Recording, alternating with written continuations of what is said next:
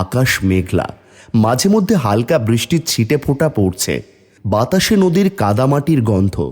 মিন্টু আর মিতা ছাতা মাথায় দিয়ে হাঁটতে হাঁটতে নদীর পাড়ে পৌঁছায়। এইখানে তো বিট্টু প্রায় আসে, বসে বসে পানি দেখে। এখানেও তো দেখছি না, তবে কোথায় গেল এবার?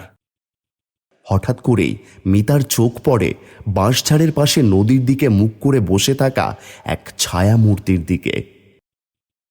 ও বাবা, ওই যে ভাইয়া বসে আছে। ও বিট্টু, তোকে কতক্ষণ ধরে খুঁজছি রে বাবা। আর তুই এখানে বসে কি করছিস? বাবা, তোমরা এখানে কেন এলে? আমি তো এখানে বসে বসে নদীর পানি দেখছি।